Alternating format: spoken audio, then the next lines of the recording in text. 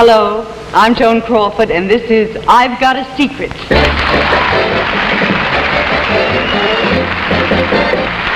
I've Got a Secret, brought to you tonight by Dream Whip, the light, delicious topping that won't wilt on your dessert. Dream Whip. Now, here is I've Got a Secret, starring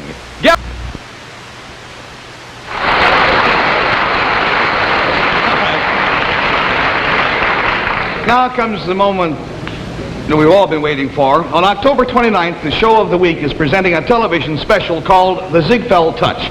The distinguished star of that show is our special guest for tonight. It is a joy for me just to say her name, Miss Joan Crawford.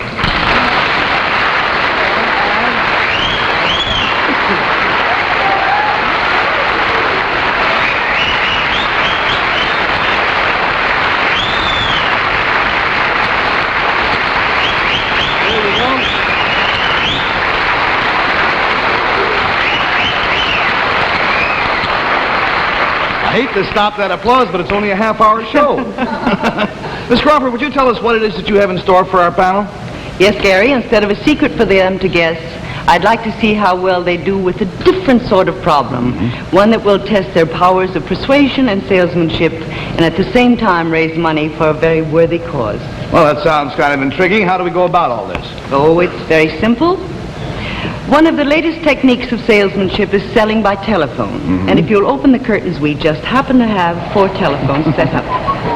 There we are, each of them with a name on it. Now, it's very good. Panel, now you know why we asked you to bring your address books before the show without explaining to you why. We just said, bring your address book to the theater. Now, what I'd like to know is, what do they got to sell them over the telephone? Nothing complicated, just the merchandise that you can find at any department store. That sounds simple enough. Where's the merchandise? Right there in that table. All right, fine. You mean to tell me that all our panel has got to do is call some friends of theirs and try to sell the items that are on these shelves back here?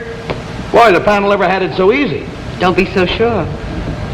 I told you that this merchandise was merchandise that you can find in any store. This particular merchandise was given to us by Filene's department store in Boston, and one reason they gave it to us was that they wouldn't even try to sell it themselves. Well, this should be no problem for our panel, right, panel? No. All right, now let's take a look at the items. Miss Crawford, what do you have for dear old Bill Cullen? For Bill, a very practical piece of merchandise. Look at that stand. Unfortunately, the blades seem to be missing from the stand.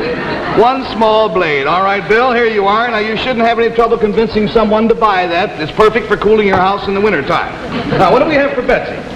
A canary cage for dear Betsy. Now that's nice. But it has no... Well, it's just the upper half of a canary cage. Upper half. This is for the person who doesn't own a canary. And besides, it's very easy to keep clean. So you pass that down to Betsy. Now, what do you have for Henry here?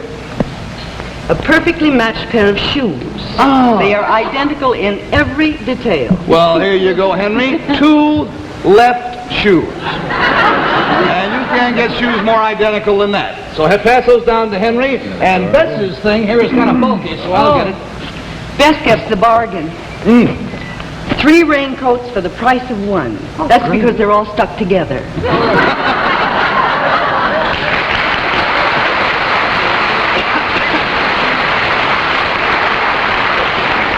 Before you go to the phone, just remember, please try to get as much money as you can for these items, because whatever money you raise will be going to the United Nations Children's Fund, better known as UNICEF.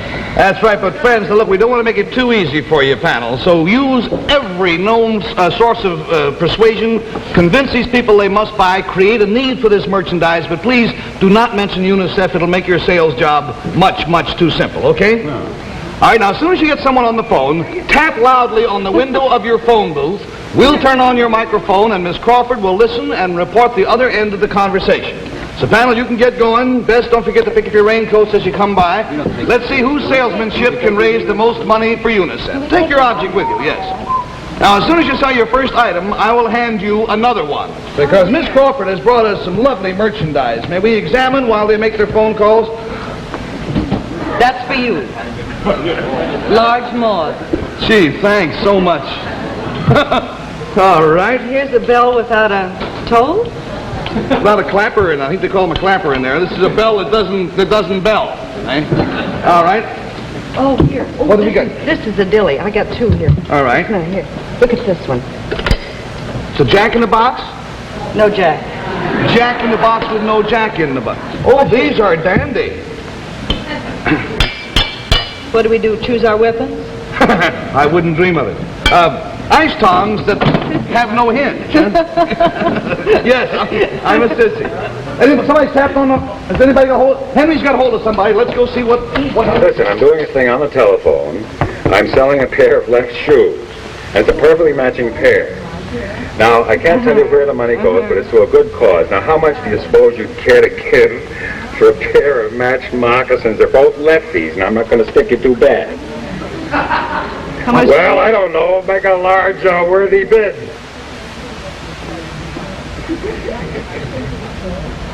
What? Two figures of one. Two are better than one. Make it any figure you want, preferably something like, well, Joan Crawford. That's not bad, he says. You haven't watched the show. Henry, to whom are you talking? Val Sherry. Identify him, will you, for our audience? I say his name is Val Sherry. Yeah, all right. Val? I I'm know a you're a film film director, so you ought to have a lot of dough, right? All right, let's let him keep the work, and let's go back. Betsy is pounding frantically. All right, turn Betsy off. Miss Crawford, I would like you to meet Bill Cullen's wife.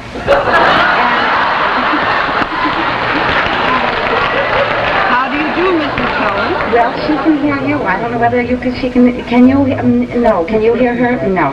Well, I'll tell you, the object of this whole thing is, Anno, and I figure I'm calling you because your husband's got so damn much money. Let's go over to Bill Cullen. And where's your wife? Hey, you know what? Can you hear me? I'm dialing long distance, and the girl wants to know my number, and I don't know my number. I got no number on here. Do I take my social security number? Wait a You minute. got no number? I got no number. Plaza 1, 2, 3, 4, 5. No, that's CBS. Give him NBC's number. Circle 78300. I'll try. You just charge it to Pepsi-Cola, man. Don't Okay, wait, I got to try again. Goodbye, operator dear. Go ahead, John. Go ahead, John. Let's go back and see. Let's see how Bess is coming along here. Bess? No, listen, yes. Look, I'll tell you what about putting it in the couch, that side that fell down? You can stuff the 3 raincoats right into the, use it as stuffing.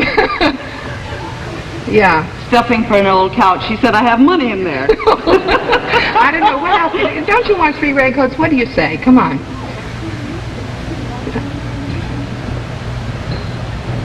She just happened to have bought one. Oh, listen, I'll tell you what to do. I'll tell you. How about covering the car? How much? $25, $50? $50? Take it. $50? All right, $50? You're a doll. We'll take it. Henry's got an offer for the shoes. I hung up. Can you hear me? Oh, the guy he gave me an offer of 2 right shoes.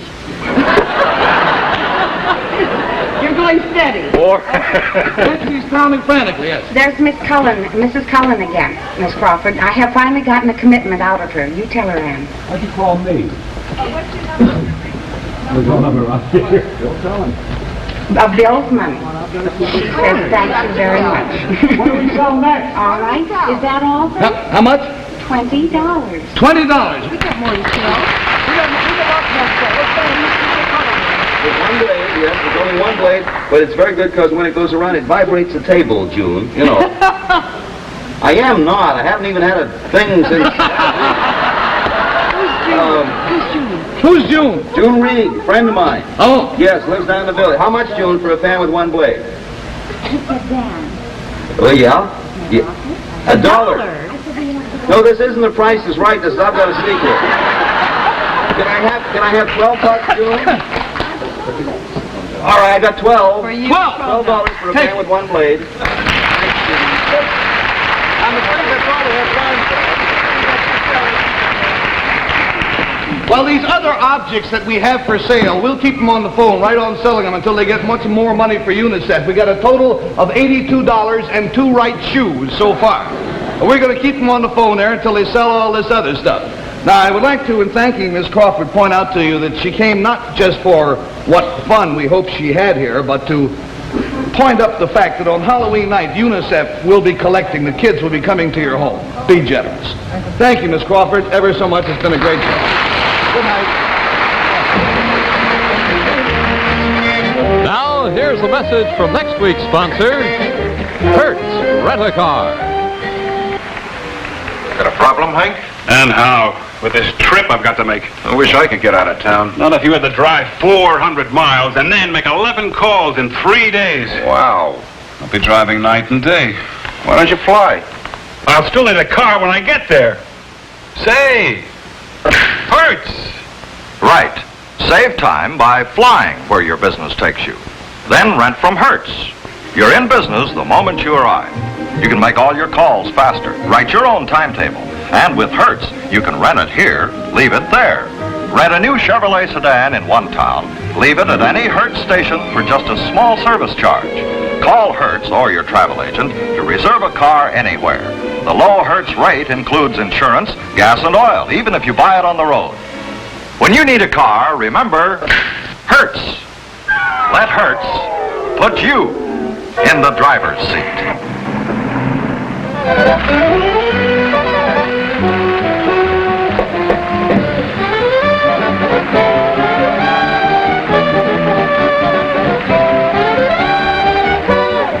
I've Got a Secret has been brought to you tonight by the light, delicious dessert topping, Dream Whip. Another fine product of General Foods. The preceding program was pre-recorded earlier this evening. This is John Cannon speaking. This video is brought to you by The Concluding Chapter of Crawford, a comprehensive research guide to Joan Crawford. www.theconcludingchapterofcrawford.com. Join us on Facebook, Instagram, and Twitter.